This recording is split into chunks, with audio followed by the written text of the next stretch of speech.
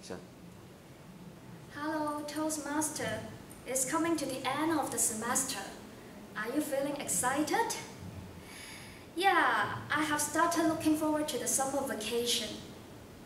And I won't miss you guys. Just kidding.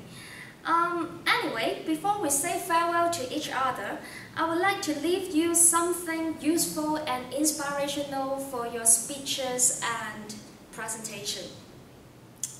Yes, I want you to learn. Keep learning without any break until the day you stop breathing. Okay, now, have you ever thought of speaking like Adolf Hitler? Turning a righteous person into an evil monster simply by words. I'm not saying that you should turn all your audience into some kind of monster whenever you are speaking to them. It will be really horrible if you do this. But is it possible? Yes, definitely.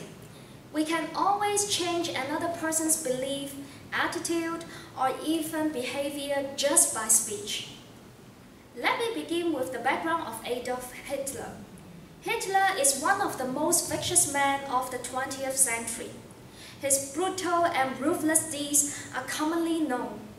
However, what many often forget is that Hitler was not only a cold-blooded tyrant, but also a brilliant persuader.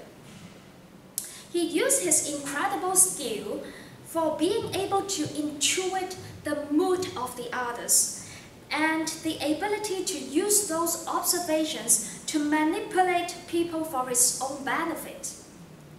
Hitler and Nazi Party treated the German people as if they were one entity, because they believed individuals are rational, think for themselves, and are concerned about their own well-being, whereas groups are unintelligent and easily persuaded. Well, I'm not sure if you want to treat your audience as some kind of dump, because it's not easy to fool them nowadays. Anyway, what I want you to realize is that the state of mind of your audience may not be the same, being as an individual person and being as a group. Hitler's use of trigger words helped him to maintain support and attention of his audience and allow them to get exceedingly excited about his speeches. These words blew them away. We call such a tactic word association. For example, when referring to Germany, he used words that conveyed strength. But when speaking about enemy nations or about Jews, he used words associated with weaknesses, and his favorite of which was pacifist. That means a person who believes the war and violence are unjustifiable. He used this term to refer to anything and everything that he disagreed with. Another technique Hitler used frequently in his speeches was the either-or fallacy. By creating a false dilemma in the mind of his audience, he was able to convince them although something was unethical, it was the only option. Anyway, these arguments created a sense of urgency in the audience. They were a call to action.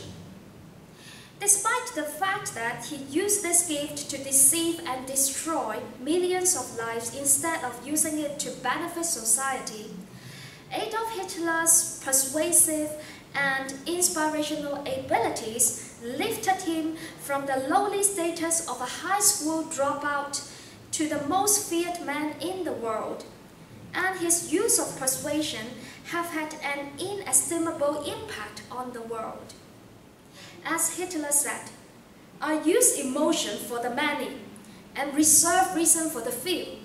His most powerful weapon lies in his speech, the ability to evoke his audience's emotion in the way he wanted it to be. As a speaker, before you do what Adolf Hitler did, make sure you know your audience well enough so that you can accurately attack the weak spot of their emotion. Well, try this technique whenever you're giving a speech to your audience selling a product to your customer, or even persuading a stranger to treat you a meal. Well, just kidding for the last one. You shouldn't do that to a stranger. Now, I hope you find all these speech techniques useful and be able to apply them in your own speeches in the future. See you around in the campus. Bye.